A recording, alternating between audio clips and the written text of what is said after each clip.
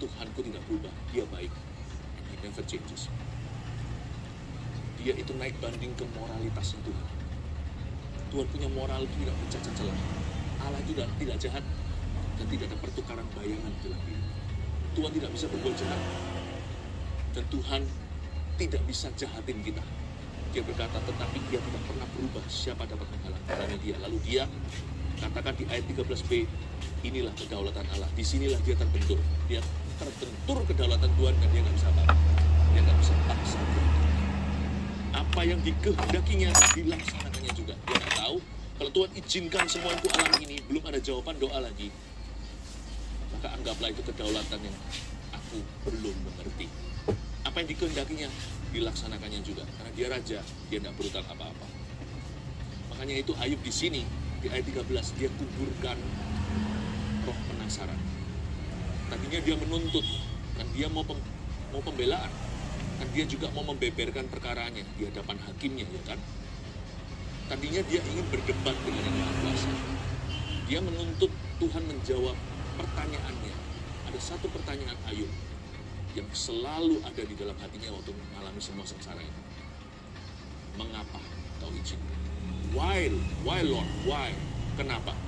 Di ayat 13 ketika dia terbentur dengan kedaulatannya, apa yang dikehendakinya dilaksanakannya juga. Ayub akhirnya tenangkan jiwanya. Dia berkata, aku tidak akan tanya lagi kenapa. Inilah jawabannya. Jawaban terbaik di bawah kolong langit. Mengapa doa belum terjawab? Apa yang dikehendakinya dilaksanakannya juga. Tuhan memberi, Tuhan mengambil. Terpujilah nama Tuhan. Tuhan menjawab semua doa kita sesuai kehendaknya. Terbentur kedaulatannya, Ayub kalah dan Ayub mengalah.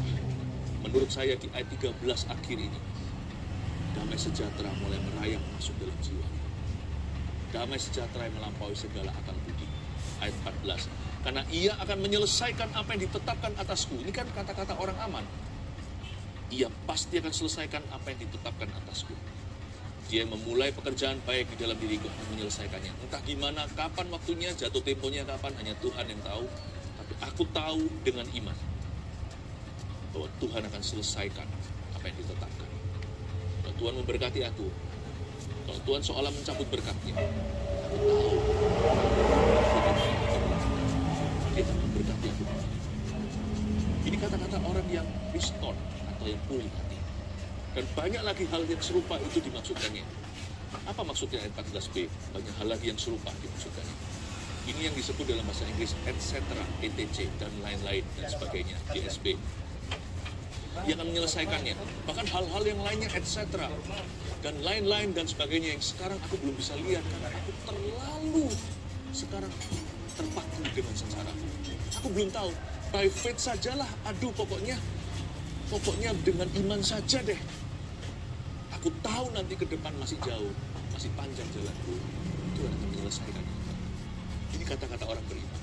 Sementara jari jemarinya pegang beling dan kaca dan garuk-garuk dusta di badan atau lempar. Itulah sebabnya hatiku gemetar menghadapi dia. Kalau semuanya itu kubayangkan, maka aku ketakutan terhadap dia. Inilah attitude atau sikap hati yang harus kita punya. Jangan tunggu jawaban doa baru kita berkata terima kasih ya Tuhan. Tapi waktu doa belum dijawab, tetap takut dong sama Tuhan Yesus. Memang kunci kerajaan sorga diserahkan kepada kita, yaitu untuk kita bisa berdoa. Tapi jangan lupa loh, ada kunci yang tidak diberikan ke kita atau gerejanya. Kunci hidup, kunci mati. Kunci hidup, kunci maut.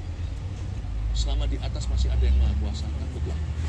Jangan tunggu dijawab doanya baru kita mengabdi.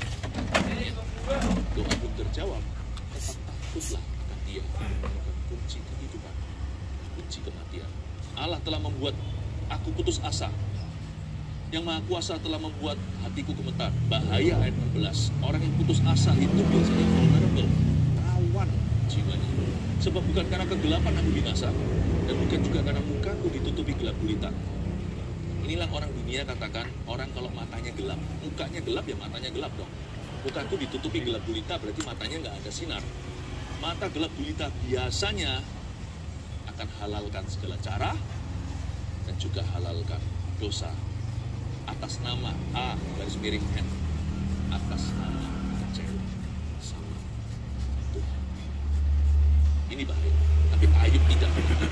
Dia bilang, sekalipun aku putus asa, mukaku ditutupi gelap gulita, hatiku tetap gemetar menghadapi dia. Dan aku tetap ketakutan terhadap dia. Membuat orang ini beda, makanya ada di ayat firman untuk kita pelajari dan teladani.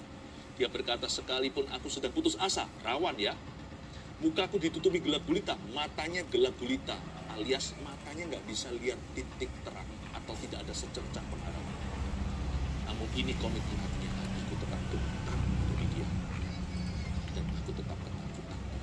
3 poin sederhana saya berikan kepada Anda dalam menanti-nantikan jawaban doa.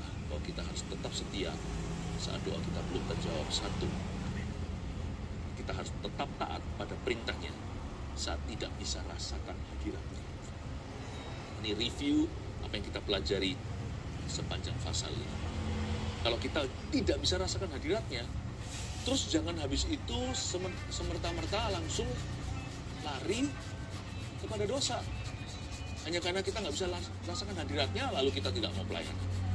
Kita nggak bisa rasakan hadiratnya, kita berhak memberontak. Nggak boleh. Kita nggak rasa hadiratnya hari ini, maksudnya feelingnya, rasanya. Tuhan tetap hadir kok. Tuhan tetap ada di atas tahtanya kok. Tuhan hadir nggak hadir itu nggak ada hubungannya dan nggak bergantung pada engkau dan aku merasakannya atau tidak. Tetap taat pada perintahnya karena itu obligasi kita, karena itu adalah duty, tanggung jawab kita. Komitmen itu kalau kita pakai cincin kawin, mau lagi perasaan romantis atau enggak, tetap harus setia pada pasangannya dalam suka maupun dalam duka, dalam sakit maupun sehat, tetap harus setia. Kalau lagi nggak rasa romantis, bukan berarti boleh selingkuh. Karena cincin ini berarti apa yang Tuhan persatukan tidak boleh diceraikan. Dengan Tuhan Yesus sama. Iman kita itulah cincin kawin kita kepada Tuhan, bukan perasaan. Kalau kita nggak merasakan hadiratnya, kita tidak boleh berzina secara rohani dengan adanya ilah lain di hidup kita. Berzina secara jasmani juga jelas-jelas tidak diperbolehkan. Tetap taat pada perintahnya saat tidak bisa rasakan hadiratnya. 2, tetap percaya pada janjinya saat tidak ada jawaban doa. Tuliskan. Tetap percaya pada janji Tuhan saat tidak ada jawaban doa. Itu tadi kan, dia nggak pernah berubah. Apa yang dikehendakinya ditetapkan. Yang ditetapkan Tuhan akan tetap menyelesaikannya. Langsung mulus kayak bed bayi. Banyak lagi hal serupa yang dimaksudkannya. Sekalipun kita nggak bisa melihat apa-apa, tetap taruh harap kepadanya. Tetaplah percaya pada janjinya. 3, tetap takut akan dia saat hati putus asa. Hanya karena kita putus asa, tidak melihat masa depan, bukan berarti kita boleh liar lalu pergi kemana-mana di luar hadirat Allah. Tetaplah takut akan dia saat atau ketika hati kita putus asa. Jangan pergi kemana-mana, tetap stay di hadirat Allah. Better to stay in His presence. Lebih baik kita tinggal dalam hadiratnya sekalipun kita tidak lihat secercah pengharapan, daripada kita mencari pengharapan palsu dengan lari ke dunia. Tetap takut akan Tuhan ketika hati kita itu lagi down, discouraged, hati kita lagi tidak punya pengharapan. 3 poin ini catat baik-baik. Apa ini? Tetap setia saat doa belum terjawab. 75. 1, tetap doa, tetap taat pada perintahnya saat tidak bisa merasakan hadiratnya. 2, tetap percaya pada janjinya saat tidak ada jawaban doa.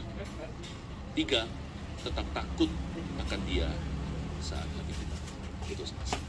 Mari saya ajak kita masuk ke hadirat Tuhan sekali lagi, lebih dalam lagi masuk ke dalam hadiratnya. Bawa semua kekecewaan kita, keputusasaan, bawa semua harapan kita. Haleluya.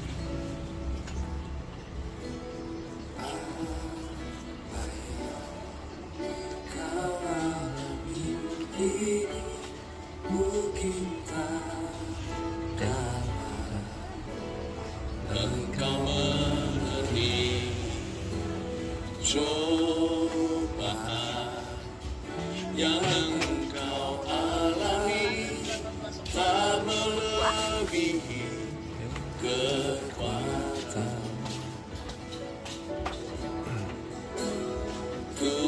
Tuhanmu tak akan memberi ular beracun pada yang minta roti.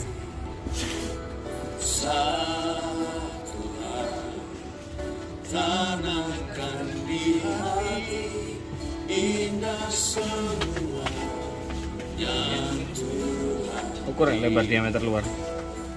Suzuki sama semua ya. tangan Tuhan sedang merendam suatu Baru ambil itu nih.